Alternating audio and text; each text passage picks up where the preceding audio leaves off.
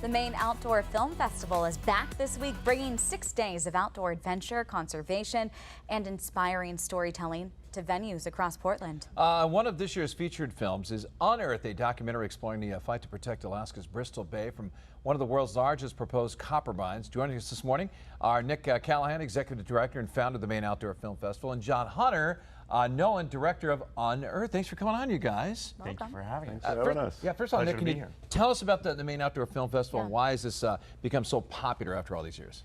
Why it's popular is a mystery to me, but I'll tell you, it's awesome because we focus on international documentaries about environmental and outdoor recreation. And no, I self-deprecate a little bit, but this community here in southern Maine, when you have the arts and issues like environmentalism coming together, and then you show the films outside under the stars. And I wish Emily had prescribed a little bit more sun for us on opening night tomorrow, but it is what it is. But we show our outdoor films each evening of the festival up on the Eastern Prom. And it's a tough evening activity to beat. So I think that's why it's become so popular. I mean, it sounds picturesque. It sounds great. It is great. People bring picnics, you know, they bring their cooler. There is no, there's no alcohol allowed on the Eastern Prom, but MOF representatives will not be checking your cooler. So come and join us. It's a great time. And just in the last couple of years, we've really leaned into the feature, being a venue for feature films, and Hunter's film is wonderful. And we do include a lot of work from Maine folks, including Hunter here. So, well, let's talk about that, Hunter. You're a filmmaker yourself. How did you get into it? Oh, you know, I learned at an early age that when I have a little bit more time to compose my messages, I do better than when I'm put on the spot.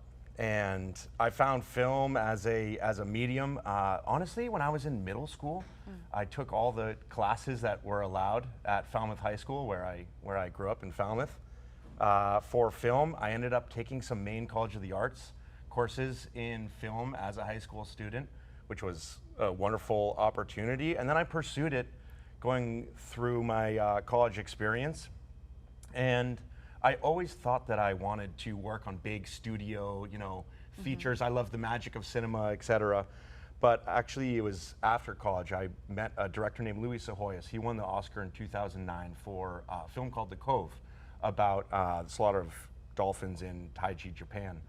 And I started working with him in small team, small footprint. We were shooting overnights in New York City, and I realized quickly that these films that I was having the opportunity to become a part of, yes, they were pieces of entertainment, but more importantly, when they went out into the world, they were really there to help people, illuminate conversation, and for us as a global community to really strive to make some progress on some issues that many people find to be important. How important is it for you to get some local filmmakers to come on, like you know, being from Falmouth, right? Yeah, it's awesome because there's really in Portland, there's not a lot of festivals like MOF that do serve as a venue for local work. And I mean, you guys know, like the production in Maine and the artists telling stories here is just it's just fantastic. So we have about 35 films from Maine. There are so many great Maine films that we actually added a weekend later in August called the Maine Filmmaker Showcase. So there's actually a documentary about Ghost of Paul Revere that's going to be showing at that August 21, and then there's some other Maine shorts that aren't necessarily environmental or outdoor rec that are showing on the 22nd. So yeah, it's really important, you know, to have a venue for Maine work. Yeah. And now, Hunter, let's talk about the film Unearth and how you came up with the idea behind this. 2019, 2 commercial fishermen called me. They said, we are from Alaska. We're very concerned about this thing called the Pebble Mine that would be the largest open pit copper mine, the largest open pit mine in all of North America, that would be situated at the largest salmon ecosystem on the planet, where we currently get 50% of the world's supply of wild-caught salmon in a sustainable manner.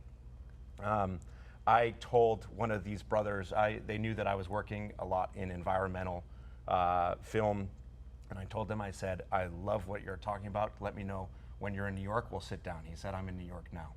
I said, okay, lunch tomorrow. The story goes, we had lunch on Tuesday, lunch on Wednesday. We booked flights on Thursday for my first trip up to Alaska.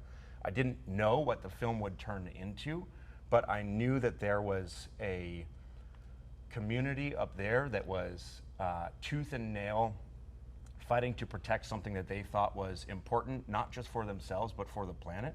And I thought to myself, this is a great opportunity to explore. Historically, to that point, I had only been working as a director of photography for other people's films. And I had always known that when the right story came, maybe it would be possible for me to make a film of my own. And so over the course of about 3.5 years, we were in production on that film, and then we moved into post-production, and now the film is finishing its festival tour. It's played about 24 festivals. I think we've taken home about 7 or 8 different awards throughout the course of that. We brought on Erin Brockovich as an executive producer of the film not too long ago. My favorite moment is after she watched the film, I got on Zoom with her for the first time, and without giving too much away, she looks right at me through the camera. She goes, "You know what, Hunter? It's always moms that get it done." Yeah, that's so awesome, intrigued. especially Erin Brockovich. Hey, and Nick, let's talk about when people can see Unearth and some of the other films you're going to be showing too. We've got Friday at no, Saturday. Shoot, jeez, sorry. Saturday, 5 p.m., Portland Museum of Art. Unearth will be playing this Great. coming weekend. Do And there will people be a need little tickets? Q&A. Yes, you should get tickets. Okay. We'll do a brief Q&A after the screening, and yeah, each day basically there's a film and panel event at 2:30. So we have a Community Currents is the name of that series. So we show a themed block of short films, and there's a panel of local experts. So that's at 2:30. Then 5 o'clock features at the PMA, and then around 8 o'clock up on the prom for the outdoor shorts block. So that's sort of the, and then one thing I would love to plug is you talk about supporting Maine filmmakers. This is the first year that the Maine Outdoor Film Festival is doing a pitch event. So Friday morning at 10 a.m. we're going to be hosting 4 filmmakers pitching their work. Oh, that's There's great. like a $2,000 first prize.